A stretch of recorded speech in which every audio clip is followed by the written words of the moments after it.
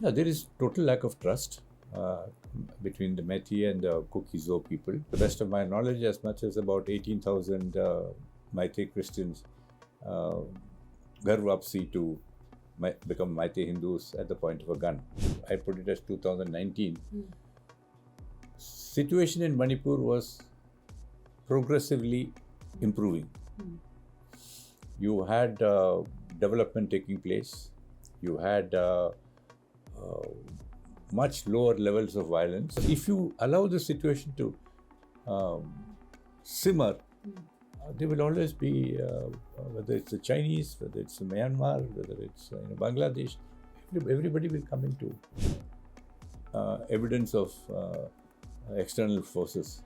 Except that I think if you look at the drug trade, definitely there are the Myanmar military as well as there are Chinese influence. Everybody who took a weapon, etc., they left a copy of their Aadhaar card with them so that the police could know who to contact to get the weapons back. I mean, it was a organized looting. I think the Manipur police know who has taken the weapons. They should be able to identify the people and say, if you don't return the weapons, use UAPA, use so many other weapons. You see, detain people. Manipur is one of the 7 northeastern states. It's strategically very important because of its geographical location. In the northern side, it is the Nagaland, state of Nagaland is there. In the eastern side, Myanmar is there. In the southern side, Mizoram is there. And on the western side, Assam state is there. But since last 2 years, Manipur has been marred with ethnic violence. Violence has been erupting again and again. Today, to understand the dynamics as to what is happening in Manipur, I'm joined by Mr. G.K. Pillai, who is an old hand as far as northeastern states are concerned. He has played an important role in many insurgent level talks also, getting them to table also. Here also he is playing a very crucial role between Meiteis, trying to bridge gap between Meiteis and Cookies. Welcome, sir. Thank you so much for speaking to Indian Express. Sir, do you think that situation has changed in last 2 years as to what was happening in Manipur starting May 3rd, 2023? Yeah, I think the situation in Manipur is quite extraordinary. We have between two communities a complete divide. It's like a partition of the communities right across. Government, schools, teachers, the education system, the judiciary, etc.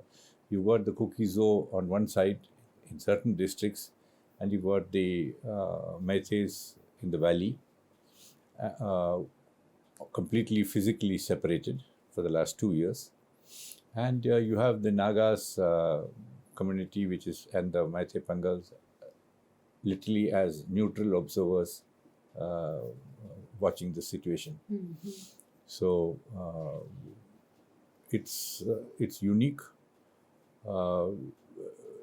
in one sense, if I may say so, that it requires a tremendous amount of understanding of the psyche of all the communities, both the Meitei as well as the Kuki communities, to be able to bridge the gap. The gap as it stands, and I think it has hardened in the last few months. I think today they are really, in one sense, neither are willing to talk to each other. Today also, the talks between center and the Kukimi people is happening. Strangely, whenever the talks take place, both the communities try to meet the representatives of the government separately. So what does it denote? The trust is lacking, or the government is not doing enough to bring them to the talking table together? Yeah, there is total lack of trust between the Meitei and the Kuki-Zo people. And I think in the last 2 years, the government has done nothing to bridge this gap. It requires, as I put it, people who understand, who are sympathetic, who have an emotional bond with the people in Manipur, to be able to bring it might put the warring groups together to try and understand what are the real issues, and then see how best we can start a discussion on them. Today we have highly polarized views of what is happening. It started first with the government, and I blame the Chief Minister then Chief Minister of Manipur for a totally one-sided propaganda against the Kuki-Zo communities, calling them narco-terrorists, illegal migrants, not Manipuris, and so on. And that level of distrust of the Kuki-Zo community by the Meithis themselves has percolated so deeply into the society that it has become now very difficult for either side to see anything other than, their own point of view. Sir, earlier Biren Singh was a problem, and there was a continuous demand that Biren Singh should be removed as the chief minister. And now there is governor's rule. The previous Home Secretary, Mr. Ajay Kumar Bhalla, now is the governor there. So do you think situation has changed since the time he was, taken there, or he was made the governor there, or things are still the same? They are more or less the same. Some developments which have taken place, he started off well by saying that we have to de-weaponize the civil society. So he said that all the weapons that were looted, weapons that are in the hands of the civilian population, must be handed back to the government. I think that hasn't happened, except for something like about 5 to 10% of the weapons. There are still armed groups on both sides, which are there with heavy arms. So long as you have a very highly weaponized civilian population, it becomes difficult for the administration to function. You've not reached out to the people of both sides. In fact, the victims of the violence in May 2023 are still suffering extremely badly. Both the Meithei victims as well as the Kuki-Zo victims. Not enough assistance has been given to rehabilitate them and compensate them. We've had the Judicial Commission of Inquiry, which was set up, which was supposed to give its report within 6 months, but it's now 2 years, and they haven't really done anything. At least if a first interim report or a final report of the Judicial Inquiry had come, you have something to work upon. So by postponing and giving extension, you were not helped situation. So Mr. Biren Singh, not Mr. Biren Singh, rather Mr. Ajay Kumar Bhalla he had to take a helicopter earlier this week, because the situation was so tense. Do you think, what does it say about the law and order situation there? Because Centre has been claiming that things have been calm, the things have changed, situation has changed since last few months, but again, same street protests are still going on the streets there. Yeah, because I think you are not understanding the people there. If you don't have an understanding of people, their sensitivities, their emotional bond, if you do not build up with the people, then you do create these type of problems. Because I think the issue of covering up the state transport buses with the Manipur sign, I think it was totally uncalled for. If you didn't have, you could have taken buses which were neutral buses. There are any number of private buses to take people rather than the state transport buses, if you wanted to. But otherwise, you could take the Manipur state transport buses itself, and with the name Manipur, because you're going to Ukhrul, which is a Naga area, you should not have had any worry at all. I think a mistake was committed. And to an extent, I think if you do commit a mistake, maybe inadvertently, it is good to apologize and to say that you made a mistake and you will not make it in future. Do you foresee this situation will escalate further? I think it depends on what the government does. I think the government has to now reach out. I think the first most important thing for the government to do is to first say, put an like a white paper out to say that all the propaganda which went against the Kuki-Zo community was all false. The Kukis are Manipuris. They've been there for centuries. If there are any illegal migrants or people, some refugees have come, definitely there have been some people who have come as a result of the Myanmar civil war. But many of them have come, many of them also gone back as things become peaceful in their own villages. Maybe a few thousand people are maybe still there in Manipur, but it is not of that order which really requires you to say that, the Meiteis have to feel worried that they're going to be, swamped. So some also say that, due to whatever is happening in Manipur, some kind of demographic change is also happening there. So what is your understanding of that? Because you also are a part of that civil society group which is trying to get these communities together. See, the problem is, if there is any demographic change, it can only be found out when the census is. Now, the 2021 census has not been done. So, until the next census in 2025 or 2026, when the government does the census, then when the census is done, then you will get the actual figures. Otherwise, the rest is all figures which, both sides are throwing, which have no basis on any. And if you see the figures which have been shown from pre-independence to 2011, the census figures, they do not show any abnormal increase in the population, which should cause any worry for any of the communities. So when you speak to locals there, they also speak about conversions there, what is happening there.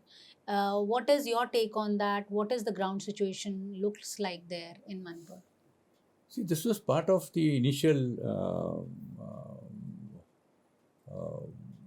one of the causes for the rise in tensions, where the VHP, the RSS and the BJP government were worried about what they would call as forced conversions among the Meitei Hindus.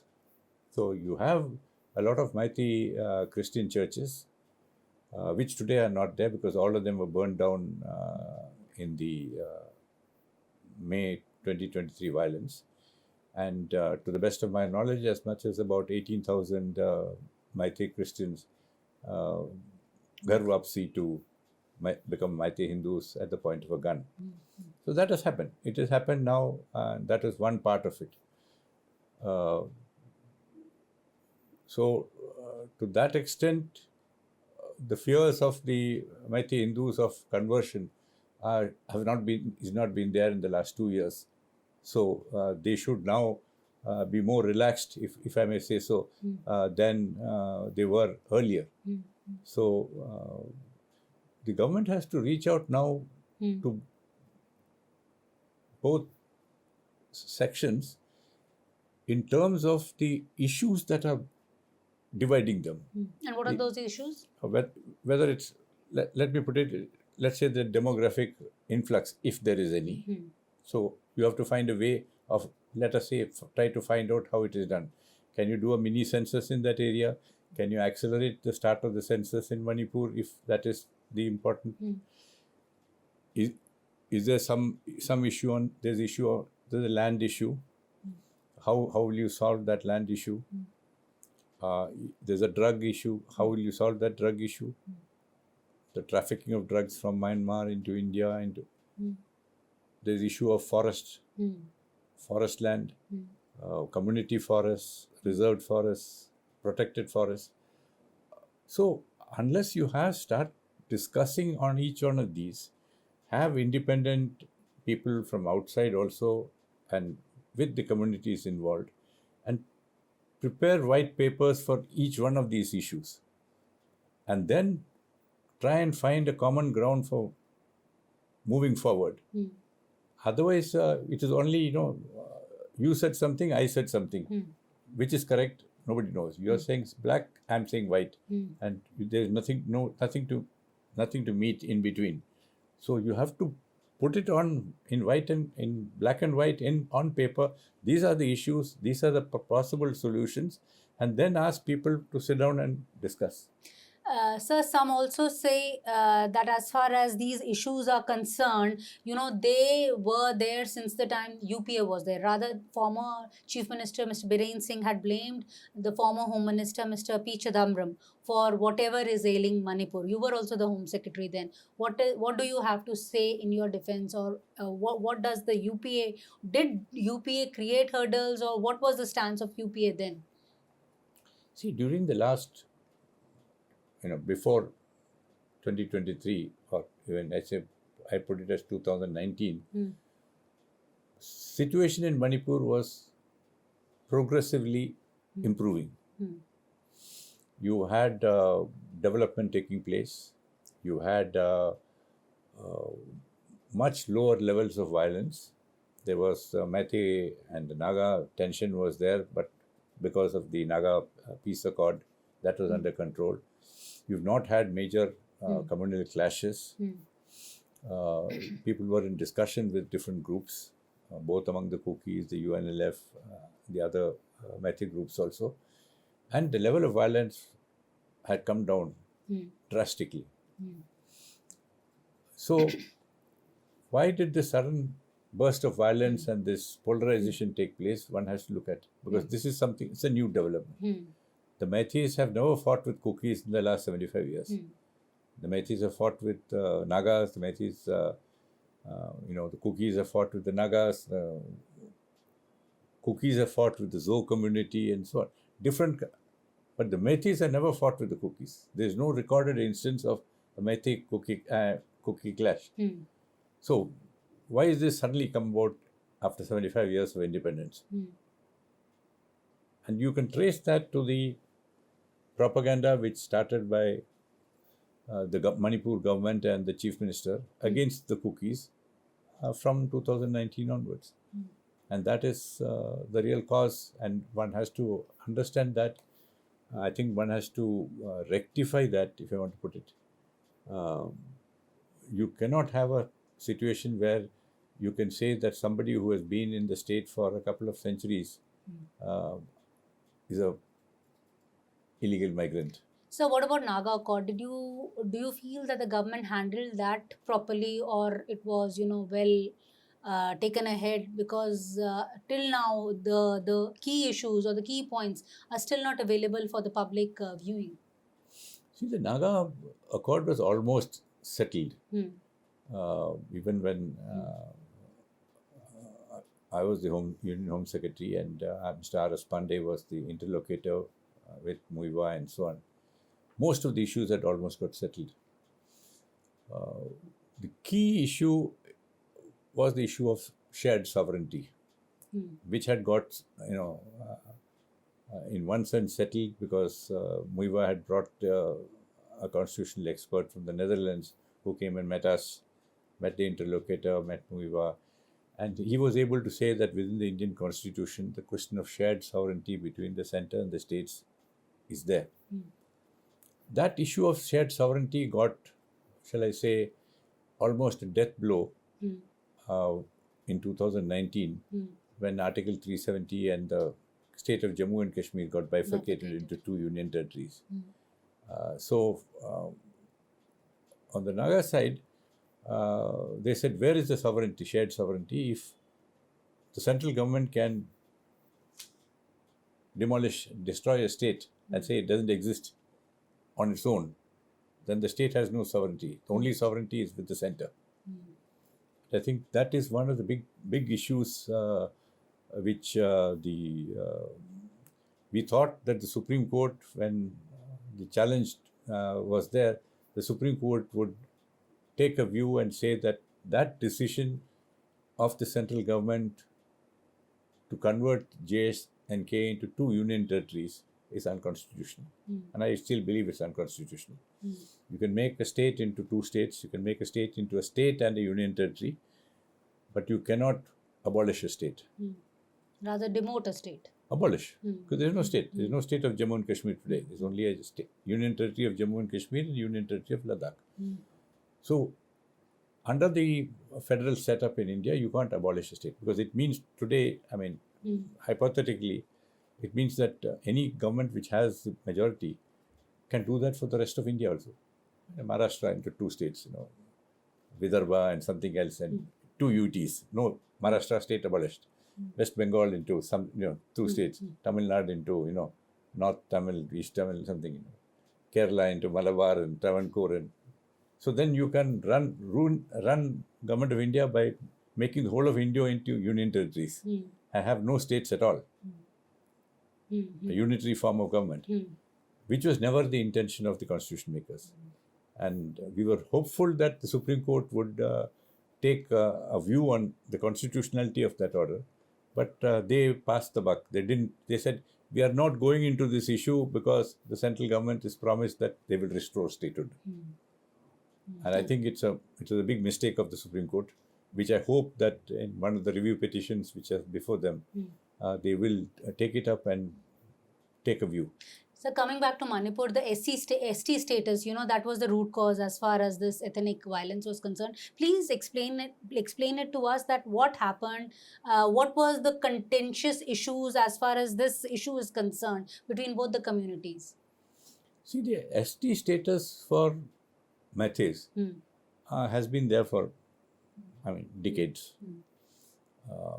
Initially, to the best of my knowledge, when it was first, when they want ST status at the time of they didn't want, Maithis didn't want, because they said we are Vaishnavites, we are Brahmins and so on, how can we be STs? So the government itself, Manipur government, which for most of the period have been chief ministers have been Maithis, even though you've had Naga chief ministers like Krishan Keshing and Shaiza and so on, but they all said we don't want. Even today, I think within Manipur society, whether they should be scheduled tribe status or not, I think the society is divided, possibly 50-50.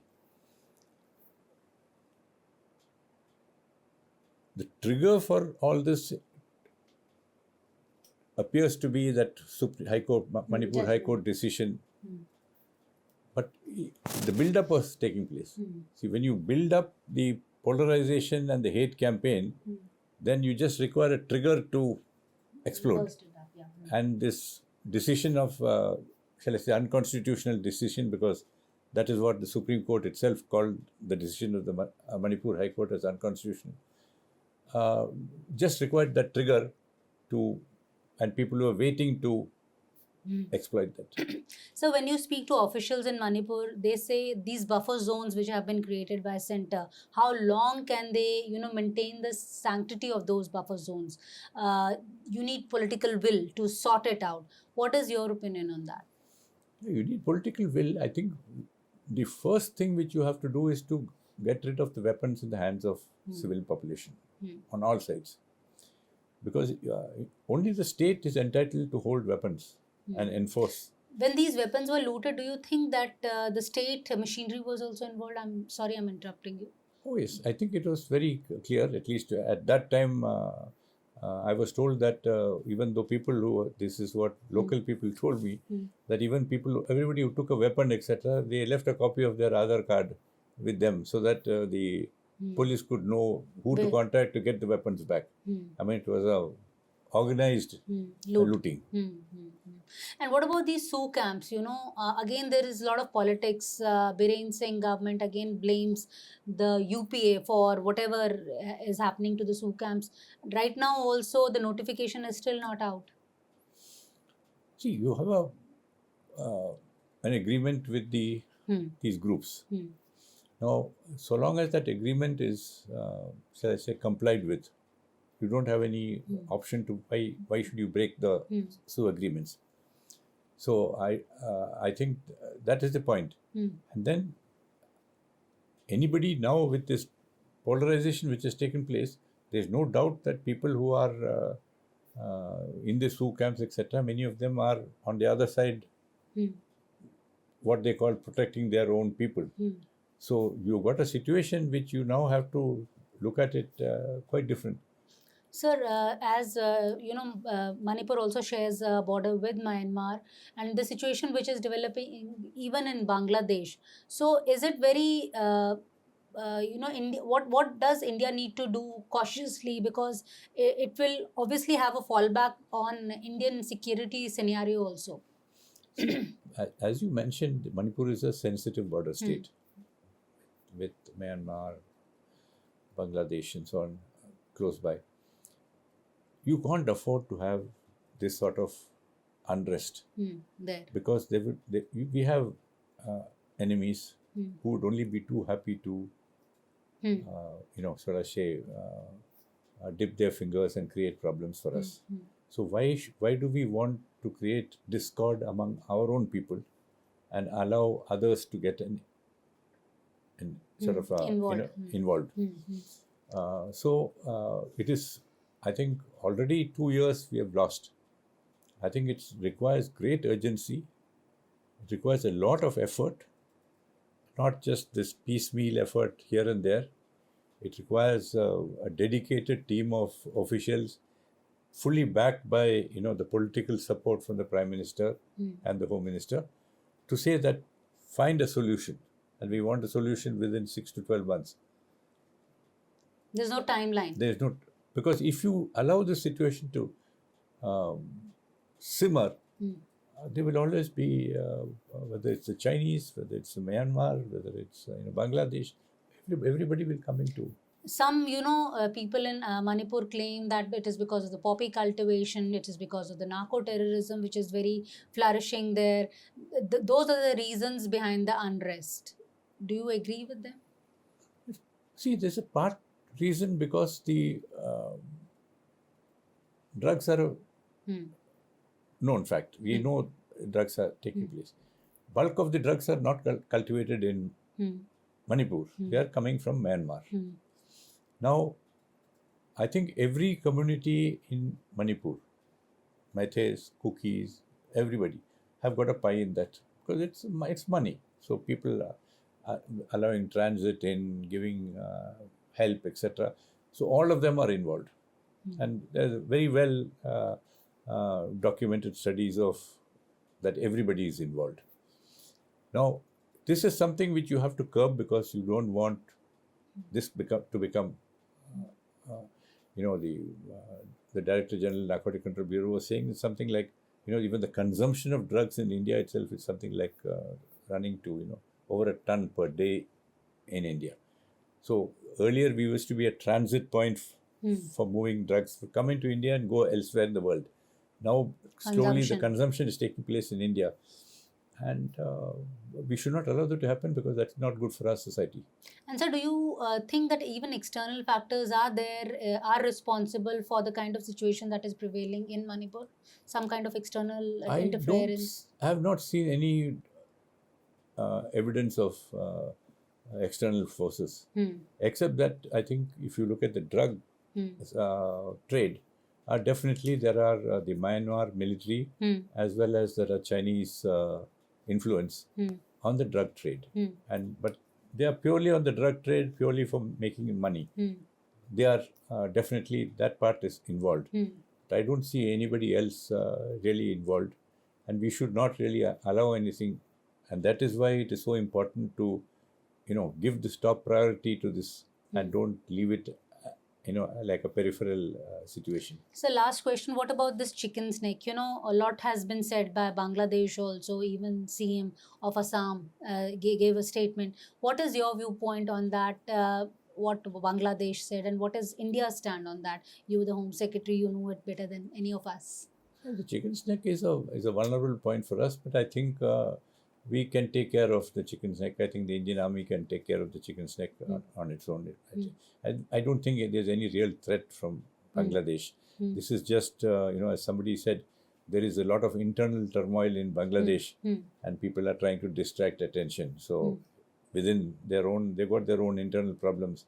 So it's good to, blame something outside and talk about the Northeast and all that issue. I think it's, for us, India has got much bigger things to talk about rather than that. One more question, sir. What about the way forward? Now it's been 2 years. Still, the violence keep erupting in some areas, one way or the other. So, what is the way forward, and what is the suggestion that you would like to give to these warring ethnic groups, and even to the central government, how to take the peace process forward? See, two clear issues, I think. One is the de-weaponization of the weapons in the civil society. I think government has to come down on getting rid of the weapons in the hands of civilians everywhere, from everybody. When people are not coming forward, what is the way out there? You have to raid. I mean, what do you do otherwise? You raid people's houses and make it difficult for them. You say that we know and they know. I think the Manipur police know who has taken the weapons. They should be able to identify the people and say, if you don't return the weapons, use UAPA, use so many other weapons. You think, detain people doesn't matter. But weapons has to come, unless the level of weapons comes down to a very manageable level, you cannot have civil peace. Because once you have weapons in people's hands, they'll use it. Because a gun is a great source of power, And you've got kids on this side and kids on that side, all operating weapons now. So that's first.